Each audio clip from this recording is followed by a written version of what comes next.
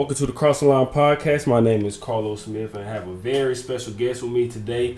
Former Georgia Bulldog, NFL player, also played in the CFL, keynote speaker, leadership, and performance coach, Mr. Rennie Curran. Rennie, how you doing? Man, I'm doing great, man. Glad to be here. Appreciate you having me on. Absolutely, man. I know this is one of those things I was saying before we started the interview is this interview was just like a long time in the making. We tried shooting it last year, and then with just location and different things were coming up, and then on my end, I ended up having some opportunity to come up with WNBA, so I ended up flying back and forth to Vegas a couple of times. Yep, congrats on that. So thank you, I appreciate it. It was just a lot coming my way unexpectedly, and then I still say, you know what, I still want to figure out a way to make this interview happen because definitely, man.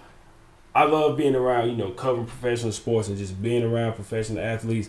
But then I also like to have these like long form sit down conversations as well. So just to kind of get inside of the mind of an entrepreneur and an athlete of just like what makes them tick. Sure. So I'm always a fan of the things that you've done, especially playing for Georgia. A major accomplishment. So anytime that I have a chance to speak with entrepreneurs or athletes in general, it's always exciting for me. So thank you for finally having this opportunity to sit down and have a conversation with you, man. So I'm looking forward to it. Oh yeah, and before we get into it, this is something just being an entrepreneur, doing the coaching and the speaking and everything that I do. I always try to be mindful of who's my audience, who's gonna be the person on the other side of this. So could you just share about just like who are some of the people that typically listen to this, just so I can be mindful as I'm giving the answers, man, to really reach them and not just talk about myself, but doing it in a way that's relevant for them.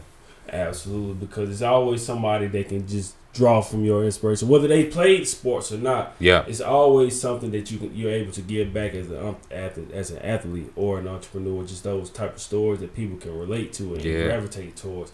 I know a lot of people will definitely pull a lot of great lessons away from this conversation. Yeah. So kind of starting out, I know you say you're born and raised in Snellville, Georgia. Can you talk a bit about like what Snellville, Georgia was like and like how was your upbringing? Yeah. As far as Snellville, Georgia, it was definitely one of those places that when we moved out there, and anybody listening that has gone from being in a situation where you're in an urban area, you're in a city, then you move out to the suburbs, the kind of differences that you experience. So for me, I had like multiple kind of differences in terms of moving out to Snellville, Georgia from Atlanta. So one, my family's from Liberia, so had that immigrant background. So that adds a whole layer of like, when you talk about that experience, it's like, yes, I'm a African-American male, but I grew up in a home where you got African parents that's, strict, that's, conservative, faith-based. So that was one thing, man. It wasn't just moving to a new area. It was like the area moving over there along with the culture and everything as well too. But it was mostly white, mostly white people in that environment, which taught me a lot, man. Just getting to be around different types of people, along with having my Liberian culture as well. I learned how to really relate to a lot of different types of people. And when we moved out there, too, we were the first black family in the neighborhood. So that like opened up my eyes to a lot of things, experienced racism, but also gained some of my best friends, some of my friends who are still my friends to this day. So I learned that, man, it's not necessarily about skin color. Like they say, all skin folk ain't kinfolk, right? Mm-hmm. So I learned that, man, there's good people and there's bad people very early on in my life, man. And when it came to just being in an environment that really challenged me, that's where it started as well, too, because we moved out to Gwinnett County. My community, which was the Brookwood community, Snellville, was known for being a school of excellence. So it just had a certain expectation about it. The culture was one that just really expects you not to be mediocre. Even when I was young, I felt it. And it came across from the coaches, from the teachers, from everybody around me. And so that alone like put me in a trajectory, man. And I go to a lot of schools now where it's like, man, you in the environment, you can kind of tell everybody just kind of has accepted the reality of the situation. They accept being, just letting kind of things just happen as they may.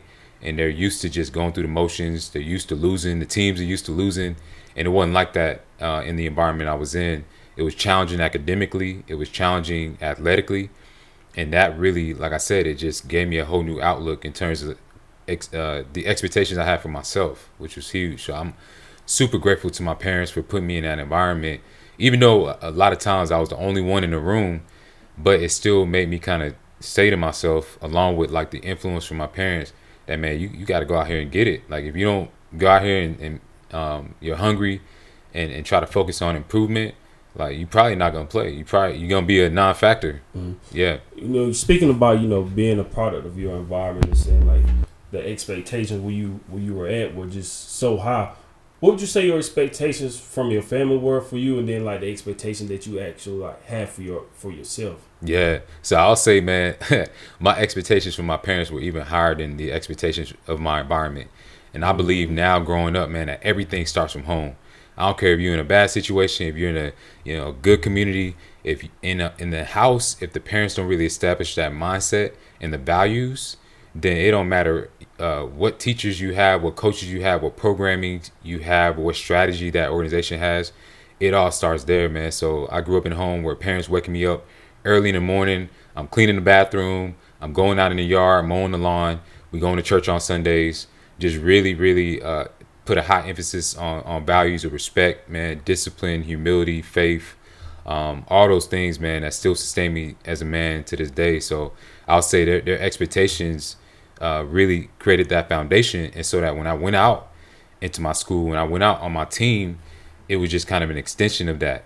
And I when I talk to parents now who are like, hey, Rennie, talk to my kid. Like, he's not working hard. He don't got the mentality. I think to myself, like, okay, what's going on in the house? Because you can't just split that on, man. Like, a kid is not going to be able to go out in the classroom or out on the field or on the court and just turn that work ethic on. That joint has to start at home in the little day-to-day interactions and everything. So that's where it really all started. Absolutely. So going with the sports side of things, like growing up, at what point did you begin to actually start? Yeah. I know your parents instilled a lot in you, but like when did you begin to like play sports? And then like was that something that early on that you knew from growing up that you just wanted to play football? Yeah. So sports for me, it started just like a lot of kids, man. Grew up playing in the backyard, just having fun. I was not one of those kids that grew up playing AAU or tribal ball, this, that, and the third. It was really just pure love for the game. And I'm so grateful that my parents just allowed me to figure out where I wanted to fit. They actually started me out with music. So I grew up playing the piano at age 8, the drums at 10, and then by the time I was 12, I was playing in the orchestra, played the viola. And that alone, man, just not having that pressure to have to be an athlete right away, it gave me the ability to develop multiple identities and really see myself beyond just being an athlete. By 10 is when I started playing sports. But once again, having those values, man, really just made me look at it differently. So when I went out there, man, number one, I'm trying to work hard. I'm trying to be different. But I'm still trying to have fun, because I wasn't one of those kids that, like, my dad was with me every day at practice saying, why don't you make this play? Why don't you do? Right. Like, nah, it was just I had the space to be able to really grow, embrace the game, learn at my own pace. And because I loved it, every day I was trying to get just a little bit better. So my first year, I played offensive lineman. Wow. I didn't know what I was doing out there. Yeah, I didn't know what I was doing out there. But I had that drive, I had that dedication, that persistence, man. And so became really infused within the team. They had already been playing with each other for years, starting at like 6, 7, 8 years old. When I joined them by 10, we had such a great team. Like they had all been playing together, so it was like joining a family. And when I tell you, man, like, we're still connected to this day, 20-some years later. Had an amazing little league coach. Wow. Yeah, and he was like an extension of my parents as well, too. Instilled the right values. It wasn't about daddy ball and politics and things like that. We worked hard, man. We had fun. He made sure that he tied in a lot of our experiences into life. And so he would so many times give us so many life lessons, so many sayings that he would say and the other coaches would say that still stick to us now. But that's when it really started.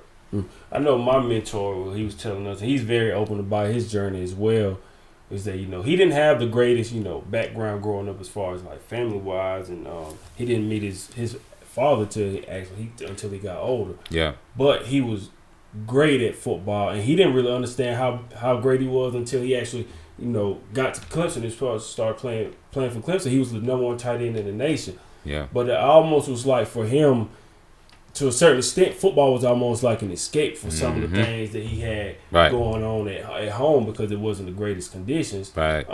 But he had his mom. His mom was in his life as well.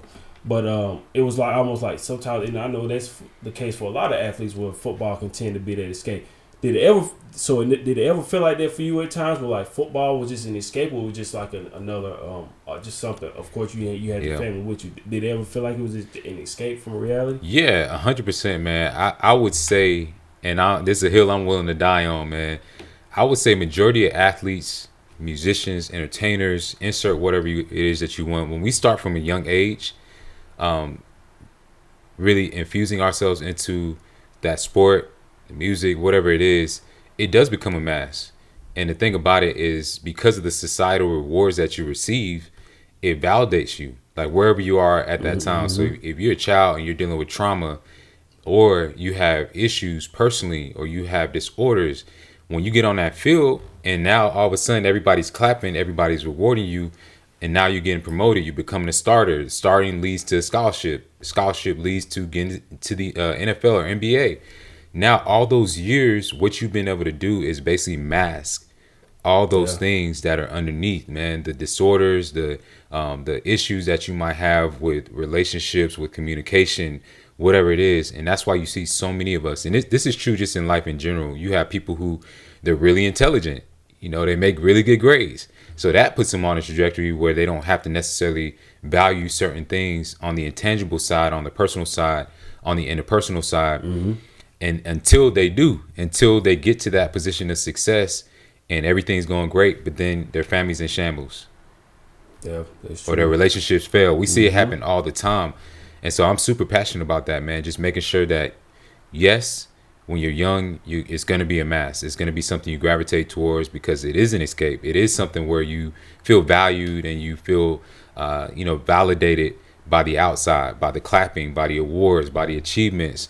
But every athlete, man, every person, no matter where you are in life, you have to take that time to step back and ask yourself, who am I outside of this? When I take this jersey off, who am I really? Otherwise, you're really fooling yourself. It's setting you up for a false sense of success and validation and a false sense of identity. And eventually you're going to have to face yourself. Yeah. And that's going to be one of my questions later as well, but you just mentioned it.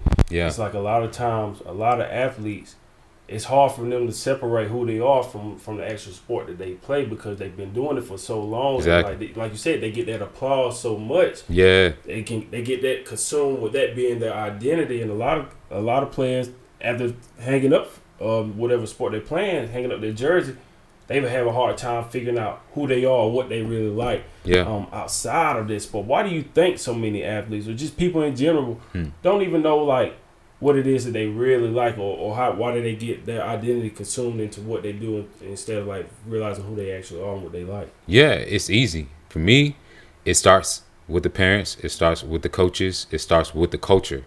So if you're in an environment around people and in a culture that only values performance, that only values outcomes, meaning they value the wins, they value how many yards you make or how many scores you made on the court. They value, where your rankings are. If that's the focus, then of course you're not going to spend that time understanding what it means to be a leader, who you are as a person. What are my core values? Like that's out the window. That's on the back burner. And so that's the issue that I see with many athletes is like you spent so many years doing footwork drills and watching films. Yeah. And you've only spent about 10% of your experience as an athlete actually asking yourself, who am I outside of this thing? Like, what makes me a good leader? What makes me a good teammate? What actually can I take from this game that will apply to the business world, to the marketplace when I'm not playing anymore? You spent 10% of your time doing that and the other 90% working on skill sets and trying to establish the mindset to help you dominate on the field. The unfortunate part about that is like a lot of those things, many of it can translate in terms of, the intangibles, the work ethic, the resilience, things like that. But if you don't know how to articulate that, if you don't have an idea of who you are, once again, outside of that and how it relates to where you're going as a man, then 9 times out of 10, when you walk away, you're going to feel like you have nothing of value to offer. And so that's what you see with a lot of athletes. We feel we have so much confidence and power and the ability to adapt when we're on the field, when we're in that sport, but we don't have the ability to translate it because nobody's ever talked to us about that. People have that expectation. Hey, that coach is like, hey, I want you on the field, I want you in this gap, I want you to cover this person. But rarely, and some coaches do get it right. I don't want to make a generalization, but overall, is that whatever you put emphasis on and focus on is what people are going to become stronger in. Yeah, absolutely. And then I think about a lot of times if you're coming from a small town and they put so much pride into that football team or that basketball team and you're one of the best players, so when you see you around town, you get the love and adulation. Exactly. Or you might get some freebies or any of that type of stuff. So you're just like, man, they really love me around here. But eventually, you got to hang it up. You can't stay in high school forever. You can't stay in college or the pros forever. Eventually, you got to hang it up. So it's so easy. Like, it's especially now in this climate that we're in, the social media climate and everything that you see these young athletes getting access to now with NIL and everything now. I think it even puts even more pressure on the younger athletes now because like it's still not overnight success, right? But the ability to touch hundreds of thousands, if not millions of dollars by the time you turn 18, that's a lot for a young kid to handle. 100%. So just imagine now when you have all of that and the temptation that comes, and then you go into college and you got thousands of people just cheering you on. That's a lot for a young athlete to handle. And then on top of it, adults can't handle that type of pressure. So imagine an 18, 19-year-old having access to millions of dollars and all of these fans and the spotlight is on you. That's a lot for a young athlete to handle 100%. At such a young age. 100%. Yeah, you hit it on the head, man. A lot of people in everyday life, you see those people who are, and I'll go back to the music industry, those musicians that they might have a hit and they might be successful for 2 to 3 years, and then all of a sudden it becomes something happens, man. Some type of tragedy happens. Maybe their second album flops, and then it's like a downward spiral.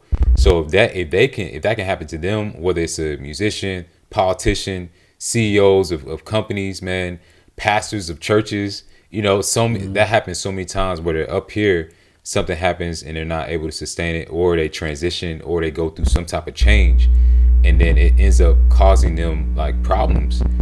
Like you just said, an 18-year-old definitely doesn't have the ability to manage so many different changes, being on a pedestal. And I just genuinely believe that we're not meant to be worshipped. The only person meant to be worshipped is God. Absolutely. So whenever you put somebody on that pedestal, man, you clapping, you cheering, you make them feel like God, man, when they have to come down from that, it's hard. It messes up your head because that's not how we're manufactured. So it's like if you had a toy or a machine or whatever that is operating outside of how the manufacturer created it, eventually it's going to crash. Yep. And that's what happens to a lot of us, especially when it's time for us to transition, because we're not used to being up here. And then now when you're not here no more, that jump mess with your head, because you used to walking into a place, everybody know who you are. Everybody giving you perks. Everybody giving you handouts. Yep. Now you walk somewhere else, don't nobody know who you are. They're like, oh, didn't you used to play once upon a time? Like, oh man, I remember you back in the day, but you a has-been now in everybody else's mind. So now it becomes a mental, it just is a mental challenge, because now you have to recreate that value in your own mind outside of what everybody else believes. And that's a challenge. Not a lot of people have that ability. So yeah. Absolutely. And I want to go back to something you said also, kind of piggybacking off what you said about, putting athletes or any any public figure on a pedestal. Yeah. One of the biggest things that I hold to this day is when my senior year at Upstate, when I had the opportunity to go cover ACC Media Day, and I was sitting behind this lady, and we were Coach K had just left the podium, and then Roy Williams was up next, and I was just nervous to ask questions, because this was my first time. This was 2014, my senior year at Upstate, and this was my first time being able to see the guys that I grew up watching on TV. Right. Now I'm right here in front of them, and I'll never forget the most powerful piece of information that she told me. She was like, "Hey," she said, "you're gonna do just fine in this media space." She's like, "I was just like you when I first started," but she said, "Remember, don't put them on a pedestal. Because Right. she said they regular people like you and me. She said, Yep. if you put them on a pedestal, you already lost. Yeah. So once she told me that, it settled me down, and I just started asking questions. But now when I'm around a lot of professional athletes, it's just second nature to me. Like, I don't get starstruck or anything like that. Now there are instances in the past where I've seen guys, I'm like, wow, I'm really in front of this person. Right. But how most people just freak out when they see like a professional athlete or a celebrity, it's not like that anymore. But you have to remember, these are just like regular people at the end of the day. That's it. They watch the same stuff. Their financial situation might be different, Right. but they're still human at the end of the day. Yeah. And you just have to remember that type of stuff. But Yeah. it's not every day that you see somebody. And I think we have this wild factor of seeing people do almost like superhuman things that the average person can't do. Yeah. So when you finally see these type of people, it's just like, wow, I really... Yeah. It's an issue, man, and it really needs to be talked about more. I feel like we're in a time in our society where we put such a premium on performance, especially for men. We put a premium and we rank people up here based off their level of performance and based off their ability to generate money. So based on how much they make, if they're making 6 figures, 7 figures, we put them up here. And then if they have some amazing ability, they have their LeBron James, whatever, we put up here. When in reality, there's no way, even though you have the amount of money, you have the ability to perform, nobody can see your ability as a father. Nobody sees your ability to manage your emotions. Nobody sees your ability to manage relationships. And so when you take that grand scheme, and you can think about so many, Tom Brady, you think about Michael Jordan, you think about all these, Tiger Woods, all these people, let's bring it out to the tech, to the business world, Steve Jobs, Elon Musk, a lot of these people, a lot of these men, high performers, I will say that they may be high performers in their space, but that does not equivalent and mean that they're high performing leaders.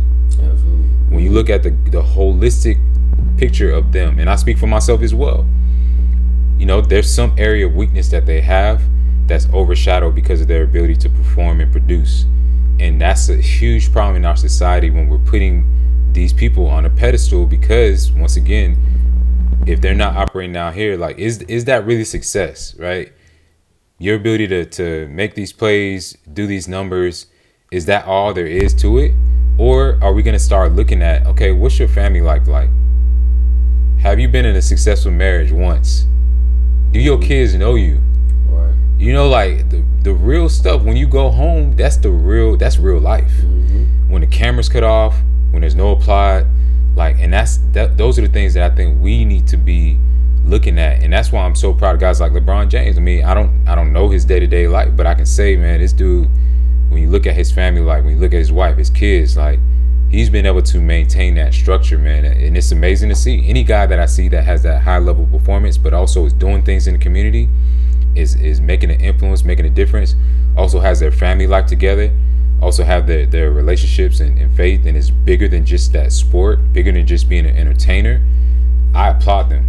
Absolutely, because it's not easy, especially when you're in that spotlight and to perform at such a high level of that level of greatness for so long.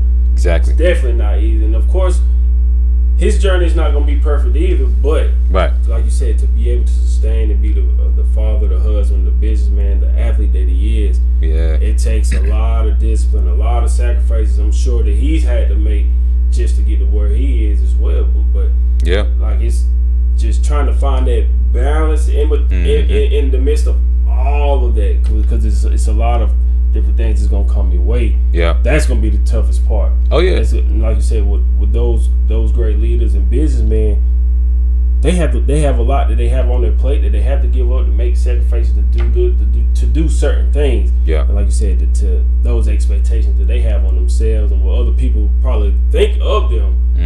That's a lot to carry on your shoulders. Yeah, you're exactly right. That expectation that I have to sacrifice this, I can't be with the family right now because I have to get to the next level. To an extent, yes, that's real, because there's certain seasons where you have to sacrifice to get to a certain level. But if that becomes your whole identity, and that becomes your whole approach and what you are known for and what you invest in, eventually something's gonna break, man. Something you're losing in other. You start to lose in other areas, and that's where you start to develop blind spots, man. That will cost you down the line. That's where you start to see the guy who, man, they have all the success, but their kids are like, man, I don't know that, man. Right. I don't want to have nothing to do with them, because it's like you had that season where you were working hard to get here, but then once you got here, you didn't know how to cut that thing off. You didn't know how to take the foot off the gas and just spend that quality time with your family and be present. You know, spend that quality time with your wife and invest just as much and have that season with them, just like you had that season working hard. So that's what I believe balance is. There's no perfect balance, but it's just about being mindful of what real success is, and not just putting all your eggs in one basket, thinking that that's going to be the ultimate form of success and that's going to take care of everything else in your life, man. It's just not real. There was an interview I did a few years ago with Mr. Joe Foster, the founder of Reebok, the man who actually built the company. Yeah. And I read his book, and then we did an interview. Very sharp. I mean, he's pushing close to 90 right now, but he's still very sharp to this day. Yeah. And I asked him about one of the points that he mentioned in his book, because he spent so much time building Reebok that he said it felt like it was a point in time in his life where he saw his kids, but not a lot. So it basically felt like he was just a man just paying the bills, and then he was gone. So his kids didn't always get a chance to see him. And I asked him how did he feel and what that did to him mentally. He was like, you know, at the time he was just in the process of just building something so big. He didn't know how big Reebok was going to be, but he said that at times you just have to try to make time to like try to involve them in things that they're able to, you know, bring them along with you on a trip or just do certain things with them at the time. But he was gone so much, he did miss pivotal times with his kids during that time. And then his brother, he ended up losing his brother to a sickness.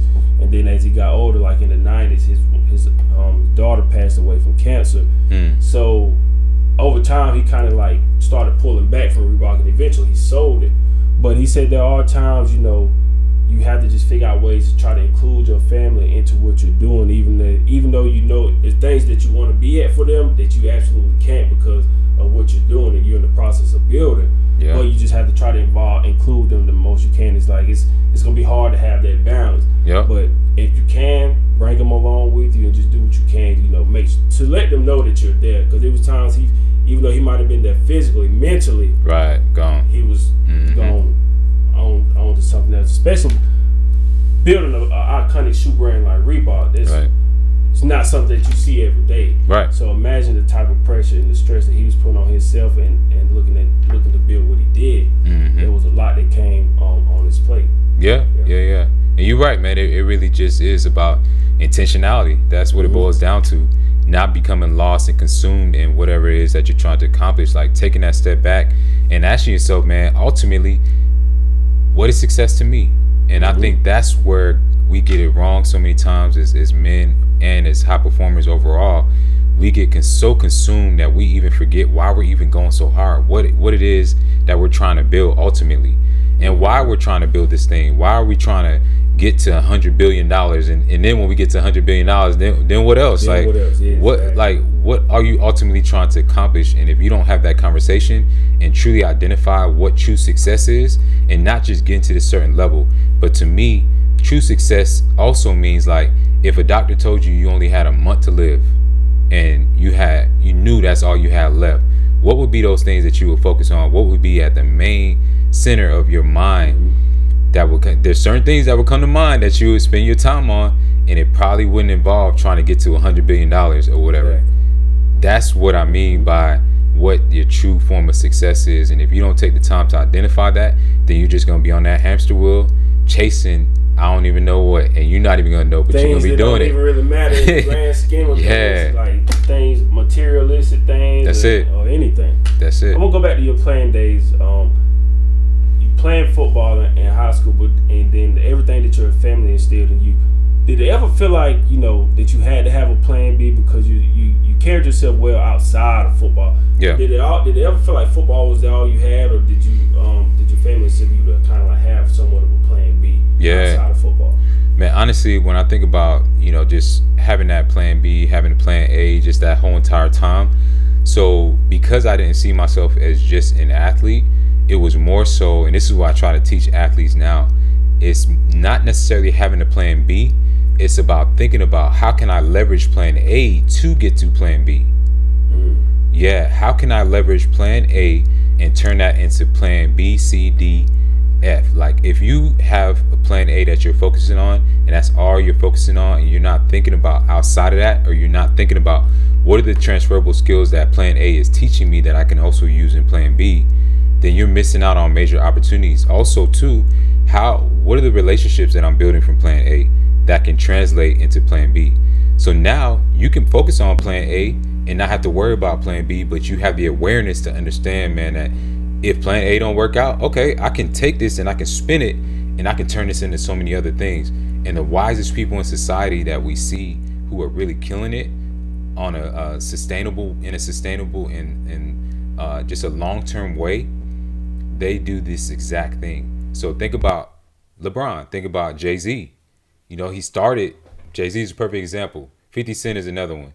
They started as the musician, but they became a business owner. That's plan B. But they leveraged plan A to turn it into plan B. They productize themselves. They leverage their brand. Snoop Dogg, another one. Shaquille O'Neal. Like it's certain guys that get it. And they saw them, at some point, either they had Magic Johnson. At some point, they saw themselves beyond just that plan A. But plan A was their main focus. And then at a certain point, they leverage that and turn it into a freaking empire. And that's the way that I tried to think about it. So the way that it looked like for me was I started even with public speaking. So that my plan A was football, but during football, I was a team captain. And so I did pregame speeches. I also did post-game interviews where they would say, hey, Rennie, so what'd you think about the game? And so instead of just giving a generic answer, I would give a thought-provoking answer, and that allowed me to work on my public speaking skills. So now I'm able to take plan A, football, and leverage that to get into now plan B, public speaking, commentating, being able to do sales, whatever it is. So I think a lot of us don't think like that, but if we did, now we can focus on plan A with that certainty of knowing plan A is going to take care of everything else. Was that your thought process at the time, or it just like leveraging football into public speaking? Because I'm sure, playing at the high level you did, going to Georgia, I would assume playing at the NFL was probably like your ultimate goal, like sure. getting to the ultimate level, and then along the way, transition to public speaking. Yep. So was it kind of like, did you already see public speaking as going to be your instant avenue, or was it just football, and then once you had to do interviews at the collegiate level and beyond that, that's when the public speaking came on? I'll say it definitely was one of those things where it was the essence of who I was that led me down there. What I mean by that is, even though I played football, the essence of who I was I was a humble person. The essence of who I was I wanted to serve. The essence of who I was I wanted to become the best version of myself. And so when I wasn't playing football, I was trying to uplift my teammates. I was trying to speak to the younger kids and talk to them about, man, being a good player, being a good teammate, being a good person. I also was just really thinking about my faith, man, just like how can I maximize everything I've been given. And so when I was playing football, having those focuses, man, it put me on a certain trajectory. So even though I was going to UGA, I was going to NFL, I was still mindful of what was going on around me and how I could maximize. So the relationships around me, man, like I was the type, I talked to the janitor. I didn't see myself better than others. I would talk to the young kid, even if we're going, like at Georgia, we got the dog walk. So we're walking into the dog walk. There's kids lined up. If I see a kid that I can reach and talk to, I'm stopping and I'm talking to that kid and signing their autograph and giving them a short word of encouragement. So all those little seeds I planted, man, like, even being intentional with the interviews, like I mentioned before, those were all things that, like, when it came down to me getting cut, when football ended, now I have like a reservoir of experiences to tap back into that were like reps that I didn't even know I was getting. Yeah. So now I've already gotten reps as a public speaker. And so without me even knowing it, when football ended, I'm like, okay, what skills do I have? Like, how can I add value to the business world? What are some things that come naturally to me? Oh, public speaking. I know I can talk. Right. I've been doing this for years. And so naturally, that's what I just fell back on what I had already been building subconsciously. And then I was able to take the public speaking thing, started building a brand around it, started getting reps there. Because that's not something you just flip on a switch. You know, you actually have to build a business around it. So built my website from scratch, started going to school, started speaking, going to companies, associations, and just building from there. So it wasn't something that I intentionally said, oh, I'm going to do this, but I was doing it without even knowing it. And that put me on a trajectory and everything. So that's what I mean by it's the essence. It's about the essence of who you are. And also, you know, being a linebacker, you know, we look at the linebacker as like the quarterback of the defense. Is like most of the times a lot of times when you're looking on TV and the defense is in the huddle, you know, game just warming up, you'll see the linebacker, you know, talking to the guys, giving them a pep talk, hyping them up. Right. So did you feel like also just like being a linebacker and being that vocal guy on the defense was kind of like helps that transition as well as, you know, Huge. being the guy that kind of talks and, you know, being able to stand in front of a huddle of men or just a crowd of people just looking for the inspiration. How much did that help? Oh, that's everything, man. When I think about when the game was on the line, we come in at halftime, we down. I'm the guy who's rallying the troops, getting in everybody's ear. We on the field, we step out there, we get the call from the defense coordinator. I'm looking in everybody's eye. I'm like, hey, let's go. We got to do something. And I'm telling myself that I got to step up and I got to make a play. That directly translates into what I'm doing now. And so the strategy, the mindset, the preparation, everything I did before the games that led me to have success, you know, understanding tendencies, patterns, understanding body language, all those things that I did as a linebacker, man, it directly correlates to what I'm doing now as a speaker, as a coach. You know, when I sit down with a potential client, first thing I'm asking them is, hey, what are your challenges? What are you dealing with?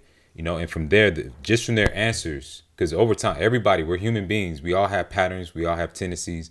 We all have things that we do, even if we don't realize it. So as soon as they give me an answer, I'm already, just like when I play linebacker, I'm analyzing and I'm thinking about a play for them, a strategy for them. It just looks different, but it's the same process. It's the same framework, right? You got an issue. Like when I played, the issue was the offense and whatever formation they were in. The formation that they were in gave me certain feedback. The body language from the running back, how his stance, his depth from the line of scrimmage gave me certain feedback that let me know, okay, I got to be ready for this. Looking at the offensive lineman, same thing. When he came off, I had a couple seconds to make a decision. Split decision. Yeah. And so it's the same thing in business, man. And the more you can be, I realize the more I can operate in that, the better off I can be. I think I saw one of your, a clip on social media where you were saying kind of along the lines of, I guess, somewhat speaking of confidence to the point of like where, you know, playing at the University of Georgia, you know, a premier program in the country, like everybody knows who you are, and then, you know, going into public speaking, you almost start from like ground zero, trying to build everything back up again. Yeah. Can you just talk about like that confidence that it takes, you know, to be the man on a football team at a premier program where everybody knows who you are, and then, like you said, kind of like start from scratch and to build another business, build a business once again. But just talk about that confidence it takes to you know, do something like that. Oh yeah, confidence is everything, and confidence really comes from that work that you put in when nobody's watching. It comes from that the constant reps, man. Now you can go on the flip side of that, and you can be delusional and entitled, and you can have that false sense of confidence, which comes from just that making yourself bigger than what you really are. And that's what you see a lot of people do, fake it till you make it type of thing. It's not sustainable. It leads to imposter syndrome because you know you ain't done that work. Imposter syndrome comes when you haven't done the necessary preparation that it takes to be ready. You haven't gotten enough reps. That's all it is. Or you're not having the right conversation with yourself. And so for me, the confidence came, man, from so many times hearing no and getting back up. It came from so many times where I went to that small school and I delivered as if I was speaking at the corporation in front of 100 people that were business owners. So, and then it also came from putting myself in that environment and failing and coming back, watching that film. So just like I would play a game and I would make a mistake, or I would have a great game and I would watch that film. It's the same thing with what I do now as an entrepreneur, as a public speaker, as a coach. I'll have that experience. I come back, I reflect, I ask myself, how can I improve? And then I get in that situation again, and I have a little bit more confidence because my mind has seen it. It's familiar now. There's nothing new under the sun. So if you see that same scenario, going back to sports again, you see that same formation 20 times. If you still lacking confidence at that 20th time, something wrong with you. Business is the same thing. You get in front of that client, you give your sales pitch, you give your presentation. The second time, it's not going to be that polished and that great. By the 10th time, you're going to be a little bit better. By the 20th time, you're going to be spinning that thing out. It's going to be second nature, and you're going to have that confidence that you need. So I tell athletes, business people all the time, it's not that you're fearful. It's not that you're lacking in confidence. Is that you don't have that familiarity and you haven't done the necessary amount of reps and the necessary amount of preparation that it takes for your mind to just develop those connections that it needs to make sure that when you see it, it's like, okay, we've been here before. We're good. So what would you say were those skills that you learned from football that helped you transition to public speaking and into the business world? So the number one, or I'll say some of the skills that really helped me when it came to transitioning from the sports world into public speaking, coaching, being an entrepreneur is, I would say, definitely the ability to prepare, meticulous preparation. So I've mentioned it before, but when we would prepare for a game, we didn't start on that day of the game. We started the week of, we started months before, we started in the off season. So having that mindset as an entrepreneur, as a speaker, preparing, making sure that I'm looking at my last performance, I'm looking at how I did it, everything from my body language, my tone, breaking myself down, that has been a tremendous skill that I've taken from the sports world to the business world. Another thing is understanding like seasons, understanding cadence, understanding like, that there's going to be times where you have to go fast, but then other times you have to take the right angle. You have to focus on timing, like all those things that aren't necessarily always talked about as far as being an athlete, being a linebacker. It translated so much because when I left the field and when I think about what made me great as a linebacker, it wasn't just running to the ball and just the brute strength. It was the cerebral part of the game. So like before that ball snaps, I have my pre-read adjustments. I have things that I have to evaluate to position myself to anticipate what's going to happen. And then when that ball snaps, boom, I got to act, I got to move. I can't wait, right? Mm-hmm. So being able to scan and read and react is huge. And that, believe it or not, translates to being a public speaker and a coach and an entrepreneur. So whether it's I'm in front of an audience of 300 people and I have to be able to read the room and react and respond based off their body language, that's a huge skill that I naturally know how to do. Knowing how to interact and engage with them to create not just a speech but an experience. Like that's something that I took from the game. Understanding how to study them. So there's just like we knew statistics going into the game of what an offense coordinator would like to call in certain situations. As a speaker, as a coach, as an entrepreneur, I know that there's certain things that people like to hear, certain experiences that they like to have, certain phrases that will help them to retain the information better. So there's so many things that like it seemed like a small thing from the sports world, but it has allowed me to create a competitive edge in what I do now. And as an entrepreneur, it's like all these things you have to do. It is exactly like playing linebacker. Every day I wake up, I got to go hunt. Right? Mm-hmm. And I can't just keep doing the same thing. Just like in a game, if I get a certain formation and they beat me and I keep doing the same thing, I'm going to keep losing. As an entrepreneur, if I make the call, they say no, and I keep doing the same thing over and over, and I keep hearing no, and I don't change my strategy, I'm not going to win.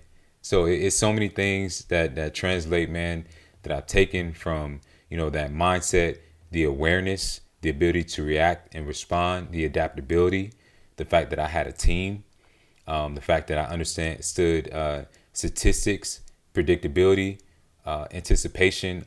All those things translate into what I do now as a speaker, coach, and entrepreneur. I'm looking at some of the guys. I went back and looked at some of the guys that you actually played with.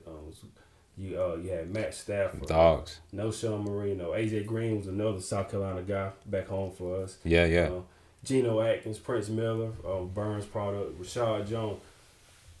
What was it like playing with some of these guys, and like how did that enhance your work ethic? Being around these guys that went on to play on Sundays and just all around these guys that Yeah. that you went into that foxhole with. What was it like, and how did it change? How did that enhance your work ethic?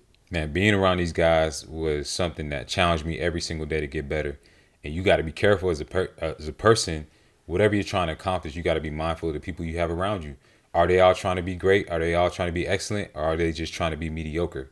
And so when I think about the guys that I played around, man, yes, we all came from different backgrounds. We had different levels of ability. We had different mindsets. But ultimately, we're in a space where we all trying to get out there and get it. And the best teams that I played on, the teams with the Staffords, AJ Greens, all that, we all genuinely wanted to see each other win and succeed. And every day, we were never comfortable. Like, we were always trying to get just a little bit better. And then one other thing is we were vulnerable with each other, man. Like, we focus on relationships. And a lot of what people don't see about great teams, great organizations, is not those major performances. It's like the things that happen before those major performances. So for us, that was like the meetings we had together where we connected the night before the game. All those little things we did to build the connection and camaraderie, man, that's what really made the huge difference. Every team was great during that time, man. Like, you look at Florida, they had a freaking NFL team. You look at Bama.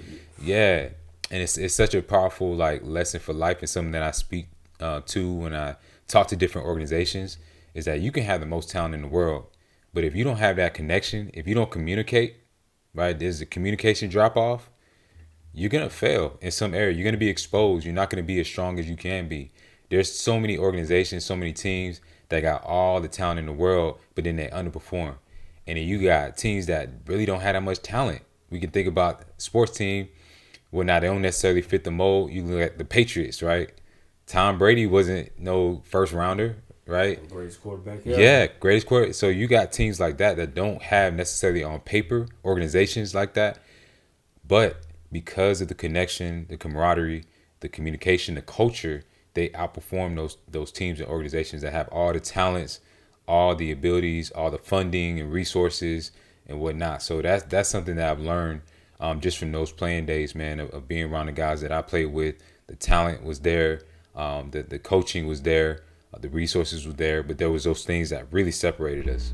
Absolutely, and those are the type of things that carries on, like that message, like you said, with public speaking. It helps because, like you said, you're one of those guys that they really lean on, like as a vocal person, and having your message resonate with those guys, and I would imagine that definitely helps when you can talk to these caliber of guys that went on to play on Sundays and have a message that resonates with them. Does that help translate over into to the public speaking world and having a message that resonates with business people or young athletes, because you're able to speak to the caliber of guys that you're playing with and playing at the highest level of yeah, man. What I realized, honestly, man, is people are people. Like, it don't matter if you're speaking to a room full of high performing NFL, NBA, MLB players, or you're speaking to a room full of older business people in the tech space or young kids. Now, how you communicate that message looks different. Right. So leadership looks different in the tech world, speaking to tech executives versus athletes versus the youth.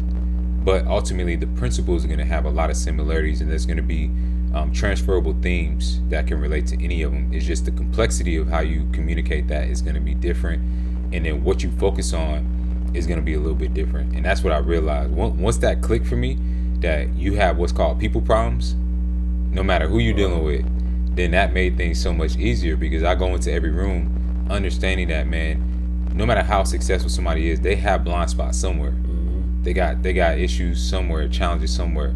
So going in, knowing that, and I always make sure I do a lot of research ahead of time so I understand what those challenges look like for them in their space. And that really, really helps. So in the sports world, I'll just break it down for teamwork. So teamwork challenges in the sports world look like lack of communication, egos, right? It looks like politics at times. It looks like you got somebody who's negative, who's bringing the team down, and that one person is a locker room cancer, We know what that looks like, right? Oh, yeah. So now you bring it over to the corporate world.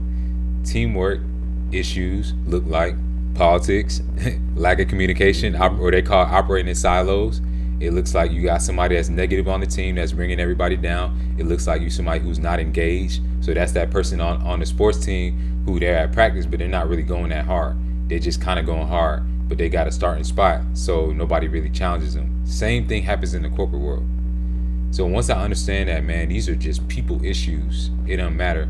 That gave me all the confidence to know that, man, I can go into this space and I can deliver something that's of value and move the needle and really help them. What would be the best way? Let me, I guess, kind of like, I want to kind of tie this together. Let's say you have a teammate and you play with a lot of guys that played on Sundays. And I'm not saying that they were like this, but let's just say you're one of the leaders of the team and you're speaking. Yeah. And you have a guy, maybe the season's not going the way you wanted to go, and you have a guy or a couple of guys that's like, you know what, man, I just got a few more games. I'm about to be out of here. I'm about to be a top 5, top 10 pick in the draft. Right. And they don't buy into the message that you're saying. And I guess maybe you're talking to a company and some similar situation. Maybe they have one of the top earners that's saying, man, I'm bringing in X amount of dollars for a company. How do you get through to like those type of athletes or those type of people who are bringing in that type of income, or a guy that's know he's going to be a top 5 pick in the draft or top 5, 10 pick in the draft? How do you cut through and get those type of people, like you said, because sometimes one bad apple can spoil a bunch. Yeah. How do you get those type of people to, buy into a message when they're the top earners or they're going to be like a top pick in the draft? I'll say it has to start at the top, man. When you look at those situations where you have one athlete, one executive, or one team member within an organization that is bringing everybody down, if it's not acknowledged from that leader, eventually it's going to cause everybody else to be frustrated, to disconnect, and to lose trust in that leadership. So it has to ultimately start at the top, and in terms of driving the right culture where that's not even accepted.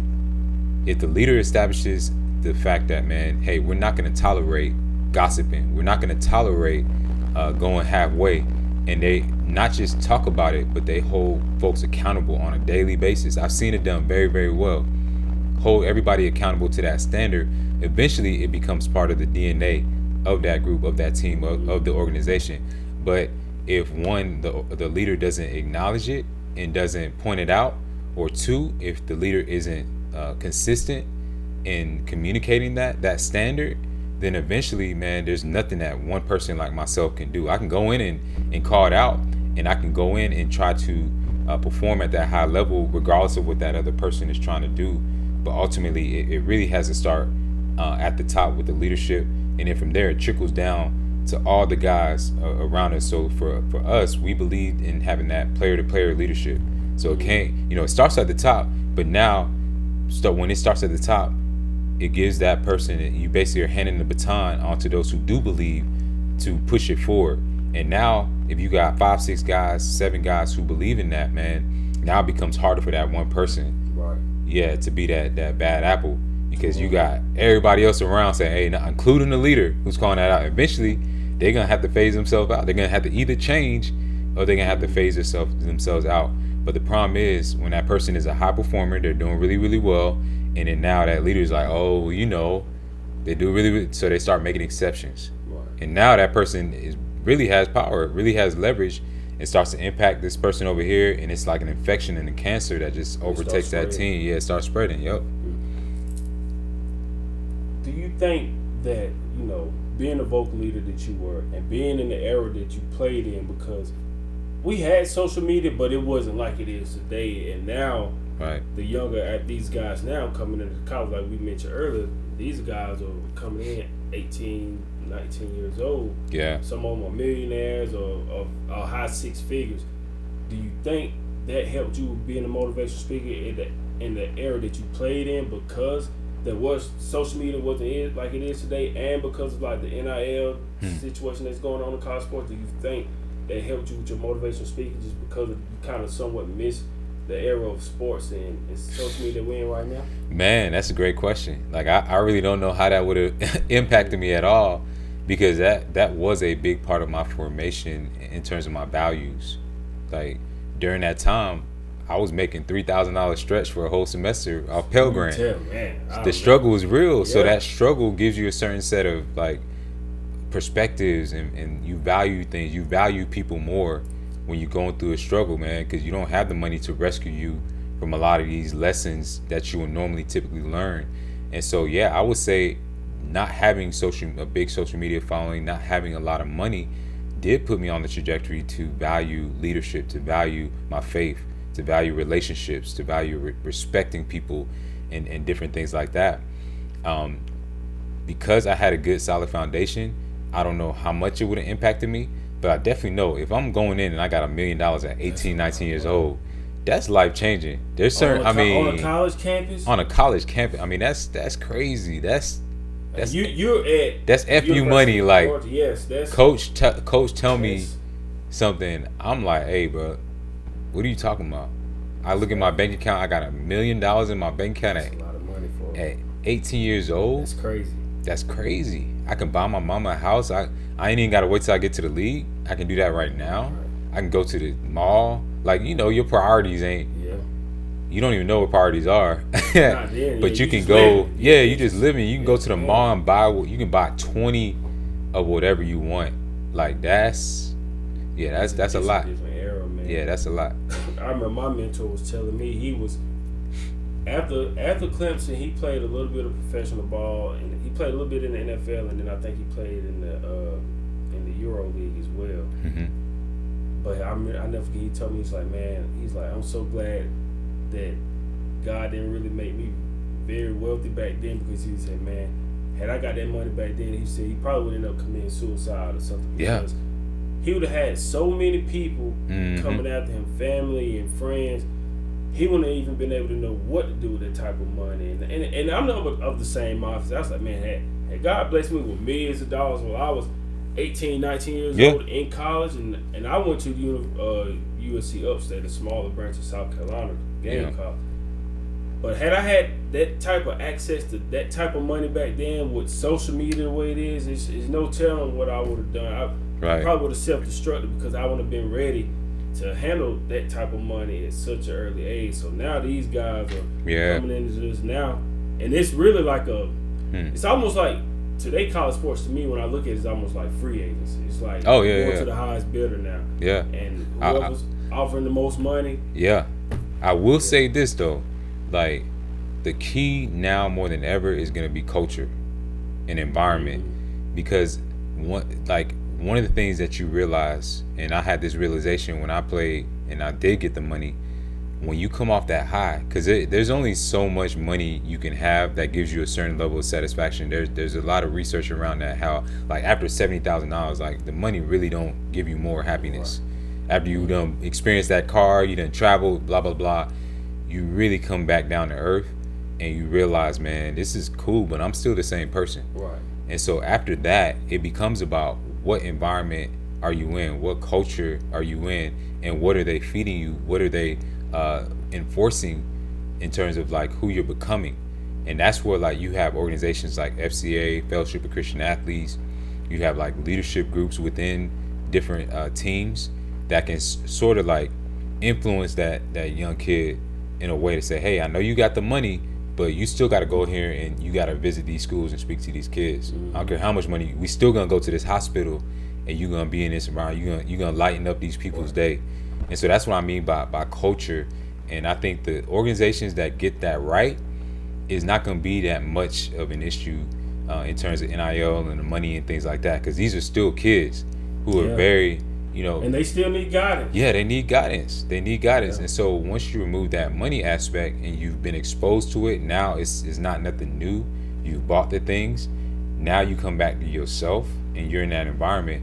Now I believe that if the environment, if the culture has the right values and is enforcing the right things and holding you accountable to the right things, then you'll be okay. And you're gonna have those guys, man. No matter what you do, they're gonna find a way. And those are the ones who now you see they don't stick around for long. They weed themselves out. They bounce around school to school. They're like, oh, if you ain't got this money for me, I'm gone. Wow. Yeah. And a lot of that starts going back to what I said before. A lot of that starts at home. It's not even them sometimes. It's the parents who want the money, who like, hey, they ain't paying you, we ain't staying around.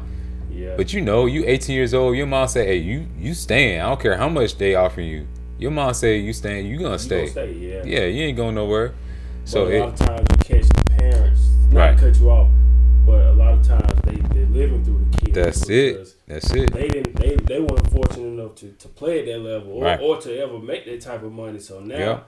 that that child is old enough to make these type of decisions and they saying these 6 figures, 6, 7 figures. Eyes get big, yeah. Eyes get big, and now you, instead of doing what's best for the child, you making business decisions for them. Right. Maybe something that they might down the road eventually regret. That's not even in the best interest of them, just because you want that monetary gain in the short term. Yep. And I'll say this, man. I've been speaking on it a lot in terms of NIL, but the biggest mistake that parents, players are making is the fact that they're not realizing that NIL is not just for when you're playing.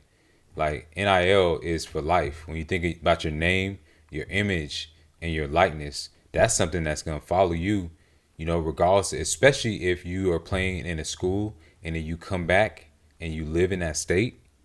Oh, yeah. Oh, you still, trust me, I still got NIL. Yeah. It just looks different. But now it's like when I walk into an organization, or a lot of times when meetings are being had where they're making a decision, they have a conference coming up and they're deciding on who to bring in as a speaker, and they have a committee that's deciding on that. My name comes up, Rennie Curran, and it's happening in Georgia. Oh, best believe there's somebody who remembers me from when I played at University of Georgia.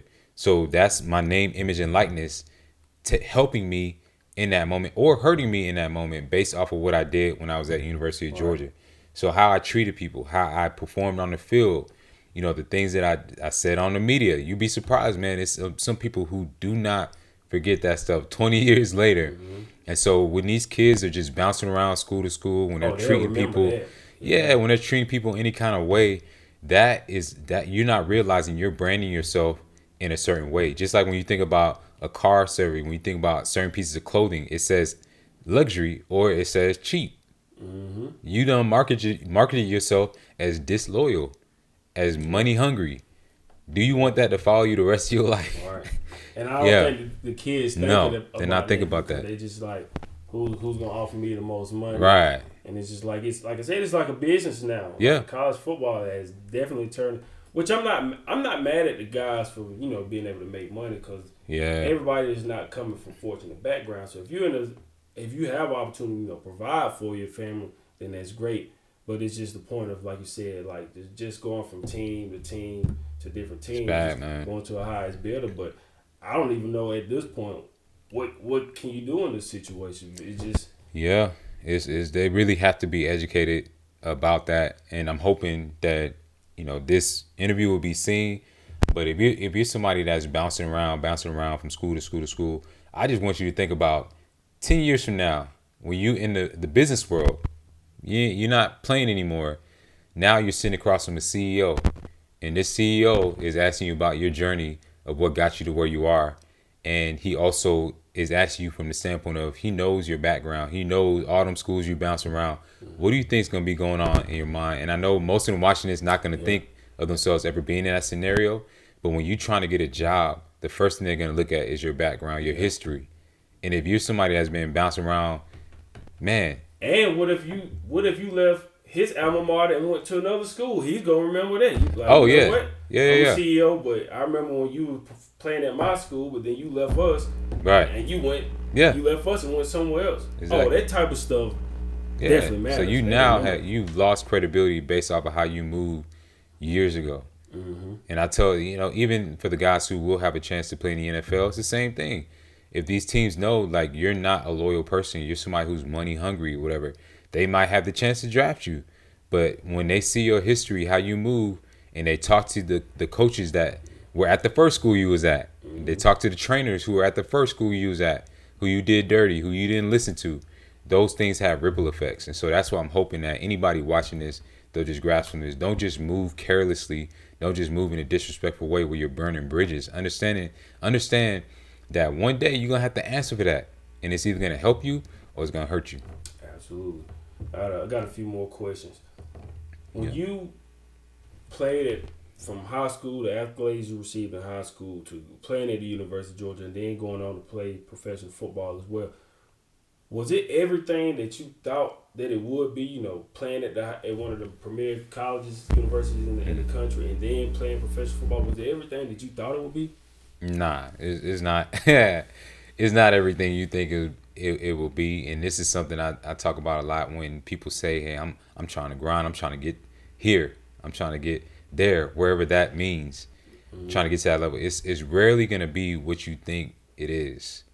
So whether that's you want to be the CEO in your company, or you want to be at the highest level, you want to make it to that second, third contract in the NFL. Yes, there's going to be good things. There's pros and cons to everything.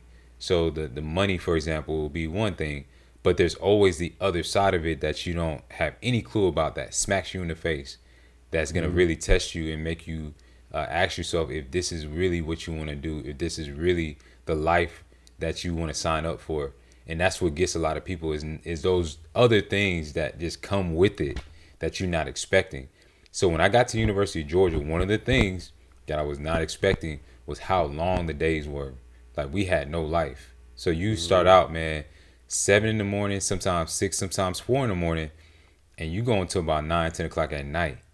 And you got to perform in the classroom. It's not like you just go out there on the field and everything's sweet. Nah, these kids in the classroom at the University of Georgia are the top students who came out of their high schools. So you got to get in there after training, after playing in a tough game. You still got to get in the class. The professors ain't feeling sorry for you. So just as hard as it is on the field, it's just as hard in the classroom, making sure that you're passing those exams, making sure that you get a real degree. In the league is the same thing. You get there from your athletic ability, but a lot of times what keeps you there has a lot to do with things you can't control. Politics. When you watch ESPN and you see that so and so just got a $100 million contract, oh, best believe they cutting people to make that happen. Oh, yeah. They trading people to make that happen. Those guys who are getting traded, those guys who are getting cut, they might be coming off the best season that they have, but now it's a numbers game. And that's what I mean by it's not what it seems and everything. And then even the way that people treat you when you get to that level, you may not change when you climb and you get to this next level, but how people perceive you changes. The level of entitlement, that's something that is not talked about a lot, but the level of entitlement that people have from the work that you put in. Just imagine you work hard, you get to this level, and then somebody else believes that they should have the same luxuries, the same lifestyle. We made it, and you should also pay to make me feel like I made it, because everybody else at this level is living this, so I deserve this. And so don't give me this amount. Nah, why would you give me that amount? I want this amount.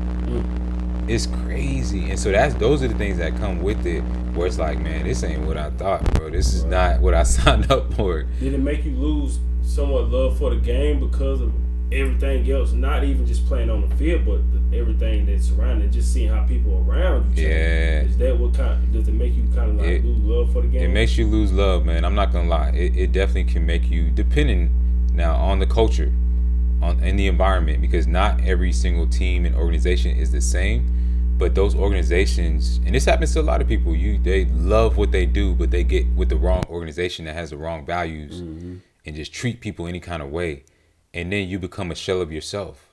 Or like you get in a space where you're in a space, but they don't even like you. They don't even want you there. You're tolerated and you're not accepted. That makes you feel like, dang, why am I even here? I'm gonna just get what I can and go about my business. And so there were experiences like that where I was in a space, man, where it's like I'm walking through the hallway and the leader, and I'm not gonna say no name, but they don't even acknowledge you. It's like you don't even exist unless you're one of their guys. Yeah. And when you realize, man, that you're a commodity, like you're just like a product on the shelf, and you see how those around you are treated like they're just a product on the shelf and they here today, gone tomorrow, like they was never there, like they never made a contribution, man, that's gonna take a toll on you. It's hard to go hard in that type of environment. I don't care who you are. It's gonna eventually wear you down, whether you're in a relationship like that, whether you're in a company like that, a school like that. It doesn't matter. Like that stuff weighs down on you. And you see a lot of times with athletes, sometimes in certain teams that they go to, they always say they're saying it's not when you get drafted, but where you go, where you get drafted to. But a lot of times, some guys, that first situation where they get drafted doesn't work out. Yep. But then if they go somewhere else, then they Whole start new career. thriving. Yeah. Yeah. They just revive Exactly. It happens all the time. Yeah. And many times, because you don't see what's going on in those doors, it's very easy to blame that athlete. Oh, he a bust. Oh, he's not that good. Man, he was good. He was all right in college, but now look at him. Now Not like knowing you don't know how to play again. right. Yes. Not knowing you have all those internal factors, man, that are taking place behind the scenes. And no team, no organization, no company is gonna be like, oh yeah, our culture sucks. Oh yeah, we don't value our people. Oh yeah, we don't develop anybody. We just put them out there and hope that they succeed. Like nobody's gonna say that. It's always gonna fall back on that individual because you can see that individual, but you can't see that whole entire organization in its entirety. And so that's something that it taught me as well. Because like you said, a guy can go somewhere and man, he can be horrible and then go to another team. It's like two different people. Why is that? Same thing with the teams. You have all the talent in the world, they underperform, but then a new coach comes in, a new GM comes in, all of a sudden, boom, new team, new level of success. So yeah, it's something to think about. Absolutely. When it was almost time for your playing days to wind down, talk about those last few days and like what was going through your mind. Like, was it how hard was it to kind of like finally like let football go? Yeah, that's a good one. So man, when it started to dwindle down, like those last couple years, you can feel it because there starts to become that inner conflict. You got your athlete side, but then you have who you're becoming as a person, as a man, and like the trajectory that you're on, where it starts to become a separation. For me, I started getting exposed to other things. You know, you start getting into the business world, you start building relationships, you start understanding, man, I ain't got to kill myself out here to make a dollar. I can go do other things. I can sit in on a meeting and make a game check. So that was a part of the process. But internally, when it came down to my career ending, it was one of those situations where every single play mattered. Every single thing I did, like I tried to have just a little bit more fun than I normally would have. I started to like just value strapping up the pads, man, putting the helmet on, just being in the locker room. I started to become more aware of the dynamics of the team, the culture, like how we communicated with each other. And part of it is just the longer you get to play, the wiser you become. So you start to understand it's not just about performance, man, but it's about, man, am I making the guy next to me better? Right. Too. So all those things I started to become more aware of, and I was blessed to play until I was like 27, 28. And so because I was more experienced, and also because of the fact that I got cut early on and got a chance to like work with businesses and see what it's like outside of that thing, I valued it so much more. And my biggest thing, man, even though it didn't work out the way that I wanted to, is I went up to Canada, played up there a couple years. I came back, worked out for a couple teams, heard no a bunch, played in the spring league. My thing when I ended, and I tell every athlete this, one day you're going to wake up and you're going to be 35, 36 years old. You still going to have to look at yourself in the mirror. And at that point, you're going to have to ask yourself, man, and live with the fact of knowing, man, whether you half-stepped, you quit on yourself, or whether you left every single thing you could out there. And so that was my thing, man, was knowing like, man, hey, it don't matter what happened from here on out. Walk out, man, knowing that you left everything you could. You gave everything you could. You got everything you could out of your potential. And with that, man, it gives you peace. Absolutely. Yeah, it gives you peace. That's all you can ask for yourself as an athlete, man, because it's so hard. There's so many things out of your control, so many things that like you can go back and say, man, I wish I would have done this. Man, I wish I would have done that. But ultimately, man, it's like luck and timing. Like it's talked about a lot, luck and timing. So the only thing you can control is how hard you go, and just knowing, like I said, when you're done, I did everything I could. I couldn't do no more. And as a man, that's a powerful feeling. Absolutely.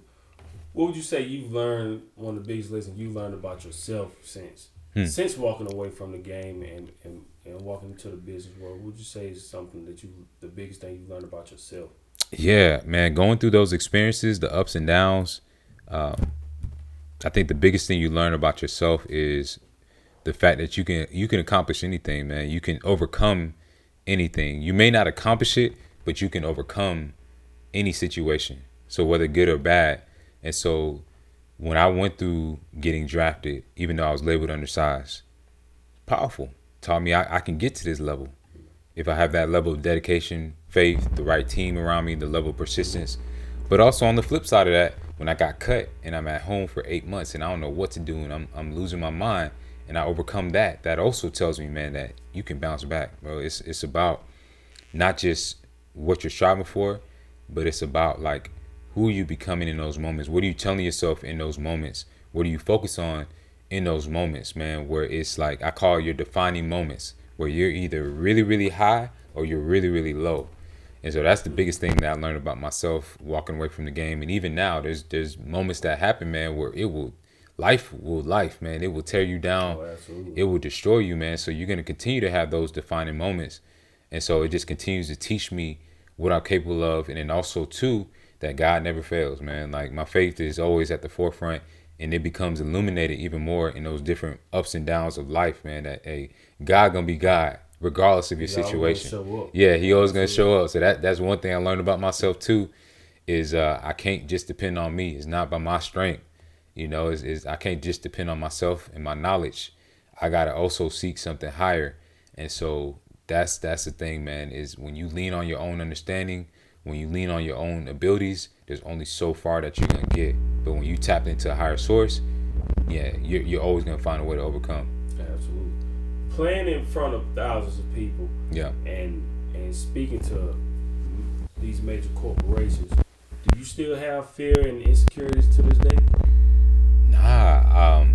I've done a lot of self work, man, and you have to do that when it comes to being in front of crowds, being in high performance situations. If you don't know who you are, if you haven't taken that time to ask yourself what success really is, and it comes down to pleasing people, performing well, getting validation, getting hand claps, like that's a bad game to play, because you're always going to be a situation where one day people clapping for you and the next day they're not.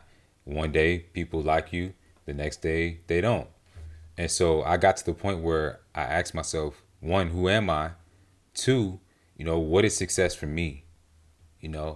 Three, what's my ultimate mission, my ultimate purpose and calling? Like asking myself questions like that, writing it down and getting clear on it. That way, regardless of what happens out here, if the fans don't like me, they don't think I had a good performance, or if I'm in front of my public speaking crowd and they don't think I did a good job or whatever, they don't think the message was for them, or they weren't receptive to it. Regardless, I know who I am. I know why I'm doing this. I know what I represent. I know who created me. All those things. So that's my anchor and what sustains me.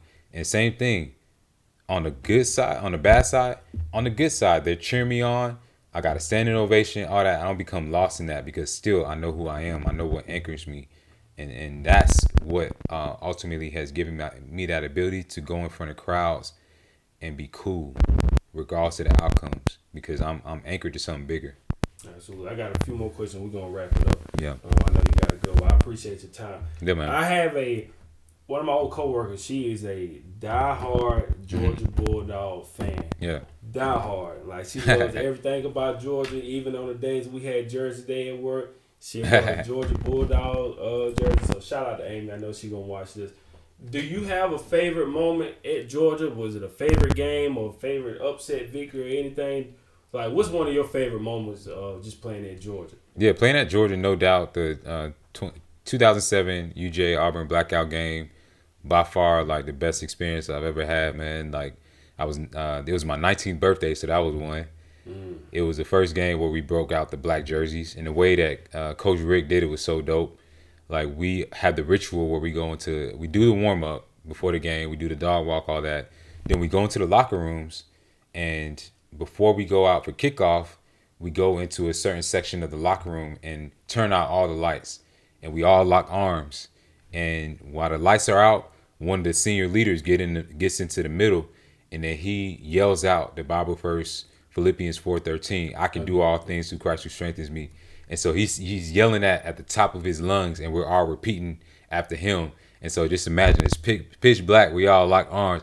I can do all things through Christ who strengthens me. I can do all things. We all repeating after him like 4 or 5 times. And then we, gives the speech. Everybody's fired up, and then turn the lights back on, and the black jerseys are all on all of our lockers, man. We went crazy, bro. Yeah. Then we ran out, man. Had a great time. Soldier Boy was had just came out. So that Man, that's yeah, a that right there. yeah. So Dang. yeah, so I mean the stadium was jumping and had one of the best games of my career. After that, celebrated of course with it being my 19th birthday. So yeah, it was just one of those days where everything was perfect. Man, that's a great story. I know she's definitely gonna appreciate that. Yeah. Playing though, I got a couple questions about playing. Would you say would you consider Florida's like y'all rivalry? Is that like y'all rivalry team that you play against? Man, it's tough with Georgia bordering so many states. Like Right. now it's Bama, Yeah. Florida. It was Florida for a while, but Florida's kind of dropped off. And then you don't want to lose to South Carolina. You don't want to lose to Georgia Tech as We well. was starting to come around. Well, you might have been gone by 2010, 2009, 2010. Yeah, after the 2009 season. We Yeah, started getting Marcus Lattimore and Alshon. Yeah. That's when was spurred. We started Right. getting things rolling. Then we ran into Cam in the SEC championship. Yeah. Which is all best out. But was that Florida team with Tebow and Percy Hall? Was that probably like the best team you ever played against? by far. That was cool. yeah. That was, I tell everybody, that was an NFL team like in college for real. They had the Pouncey brothers. Yeah, Pouncey brothers. They had Chris Rainey. They had Percy. They had Tebow. They had Lewis Murphy. They had Riley Cooper. They had Aaron Hernandez. That's crazy. Yeah. On defense, they had Spikes. They had Cunningham. And damn, did they have Hayden in, or was Joe Hayden after that? Joe Hayden at cornerback? Yeah, bro. They had Major Wright. Man, they was loaded. They had Major Wright played in the league too, I believe. Yeah. I mean, yeah, a straight NFL squad on both sides of the ball. Like literally everybody on that team, I believe, had an opportunity to play at the next level or play for a bunch of years. Man, that's crazy. Yeah, Alabama too at that time. That's when you had Julio Jones. Oh yeah, that was tough. You had what's the running back name? Dang. Was it Ingram? Was it Ingram? Exactly, Mark Ingram. Mark Ingram there? Yeah. Man, they had a stable of running backs. Yeah. They had who else? Yeah, they Glenn Coffey. I forget it. I think they had Kenyon Drake, or he might have came a few. Nick Saban had them boys rolling in. Oh yeah. That was Offensive crazy. line was like a freaking human wall. I remember I never played an offensive line that big and that fast. So Alabama's line? Yeah, Alabama, yeah. Them jokers were huge and just was like coming downhill. Everybody probably 6'4", 6'5", Oh yeah. 300. 6'5", no less than 6'5". Everybody. And so I was running for my life. That game, yeah. It was some good memories, man, boy. like I said, I love having guys come on, man, that they play football at a high level. Yeah. Just being able to share those stories. And then some of the guys that you played with, like I said, man, it was dope. That's why I love covering the games. Just to being able, it's something about. It's one thing to see it on TV, but when you're watching these guys and these young women like play professional sports and they operate in the level of excellence and play at this high level, man, it's something special to just be there and just watch it, like standing on the field or on the court. Yeah. Just watching them do what they do. Nah, man, it's something special. It really is, and we don't think about as athletes, man, just the whole experience. Like I wish, man, now you got guys who they got cameras following them around, and you got social media, so you can capture more. But the day-to-day just grind, all the things that you're doing, man, the special moments in the locker room, in the weight room, in the off season, like you're operating at such a high level, and a lot of high performers can relate to this. The fact that like you just going and you don't even really stop to appreciate like what you win. The guys who you're around every single day, man, that's like freaking excellence. The things that you see them do, man, that just becomes normalized because we all out there grinding the plays that are made in practice that you never gonna see, the fans never gonna see. Things like that, man. Even the staff that you get the chance to work around, man. Like a lot of the staff that I work with, man, now these are head coaches. Now these are ADs. You seeing them when they GAs. You know, and it's crazy because we all in this environment where we just all trying to get it. We're just taking it day by day. We're doing the fundamental things, not knowing where it's gonna lead until you look back and it's like, oh man, that was one of the greatest moments. In the day to day though, it's just practice. Yeah. You know, it's just it's like when you look back on that time, you're like, man, like how crazy is it to see like what we had, and then because every year your team is never going to be the same every year, whether guys transfer, coaches get new jobs or whatever. Yeah. It's just that you got to appreciate that moment in time because every year, That's no it. team is completely the same. It's just always moving apart. So, like, it's just a special moment in time.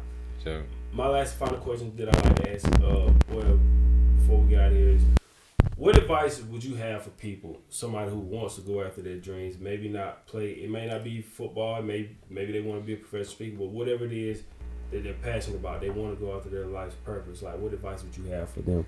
yeah, the advice I would give to anybody who's out here chasing their dream is, one, you have to embrace the fact that you have to pay your dues. It's a rites of passage. It's certain things that's going to come with you chasing that dream that's not going to feel good.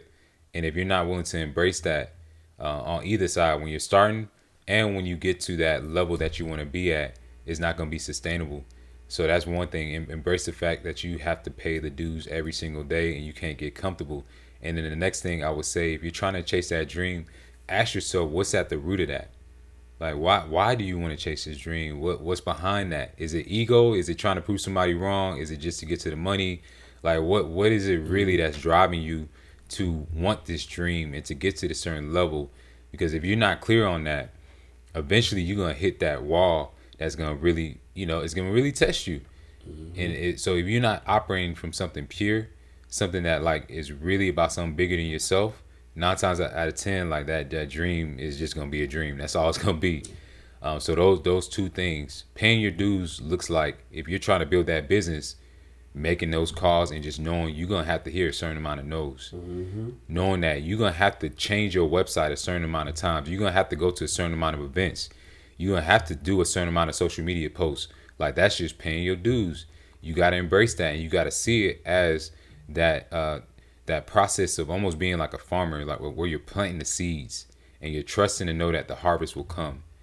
If you can't embrace that piece, man, don't even worry about that dream. Just go ahead and attach yourself to somebody else's dream and call it a day. That's true. Yeah, because they've done that. Absolutely. And the last thing I like to ask everyone is, when I'm traveling the country, sitting with entrepreneurs or talking to athletes, what does self-investment mean to you? Self-investment is that day-to-day intentional effort towards becoming. So when you think about self-investment, that doesn't just mean taking a course or a program.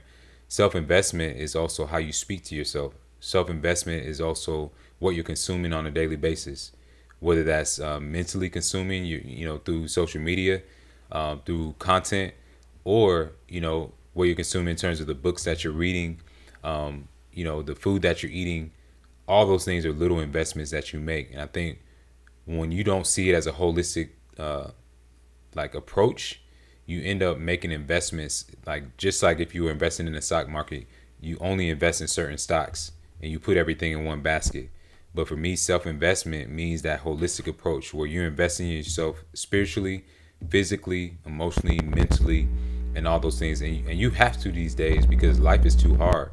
If you haven't been investing in those different areas, eventually life gonna hit you in one of those areas. Absolutely. And if you haven't been making those investments, you're gonna be exposed, and it's gonna end up causing you. It's gonna be something that causes your detriment or brings you down, even though you've been making the investments in your business and all those different things. So that's where I believe, man, when you think about self, think about your entire self, not just your business, not just your brand, but your entire self as a person. Absolutely. Rennie, I want to thank you for your time, man. I appreciate it. This was a great conversation. Yes, sir. I definitely enjoyed it. I hate it took so long to happen, but I'm finally glad we had the opportunity to sit down and have this conversation. Before we get out of here, can you tell everyone how they can find you online on social media? Definitely, man. So if you're interested in bringing me in as a speaker, or you're looking for a coach to help you with your personal brand, public speaking, goal setting, your mindset, you can reach out to me at renniecurran.com on my website. And then I'm also on all the social medias from Instagram, LinkedIn, Facebook, Twitter, just at Rennie Curran. So yeah, get at me, man. I look forward to connecting. Absolutely. Thank you, Rennie. Before we get out of here, I know you got a lot of Bulldogs playing next not this Sunday, but the next Sunday. But this interview will be out before the Super Bowl. Nice. Do you have a prediction on who you think gonna take it all? Man, I got to go with my Bulldogs, man. I want to see Nolan Smith, my guy, get about 3 sacks. I definitely think Saquon's going to have a great day. If he goes off, it's going to be That's going to be the key. Yeah, that's going to be a key, establishing that run, and then that's going to open up things for Jalen to do his thing. I want to see them win. I want to see Philly win, too. Yeah, they deserve it, for sure. It's hard to bet against Patrick Mahomes. Right. I think this is going to be it, though, man. With the defense, I wouldn't go so hard for Philly if their defense wasn't where it's at. Yeah, especially the defensive line. So if the defensive line shows up, keeps him in containment, and doesn't allow him to get loose, Philly got the win easy. And the thing that Philly did with most teams, what I don't understand they don't do is Philly saw their weaknesses in the offseason, and they addressed everything that they needed. And then you picked up Saquon as just a bonus on top of all of that. So yeah, that's it. Man, top to bottom, I think they have the best roster. Yeah. It's just you going at the top dog now, Mahomes, and I want to see him do it, man. But I'm still on the fence about it. If I had to pick today, I probably would pick Kansas City just because it's hard to pick against Mahomes. But I want Philly to win, though. Right, but we'll see. It should be a good game, though. Oh yeah, it's gonna come down to probably last possession, I think. But yeah. Yeah, regardless, I think Mahomes and Tom Brady right now they up there. Yep. Two greatest quarterbacks of all time that I've seen anyway. For sure. Rennie, thank you for your time. Hopefully everybody enjoyed this episode of the Cross the Line Podcast. Till next time, keep chasing your dreams. Thank you for listening.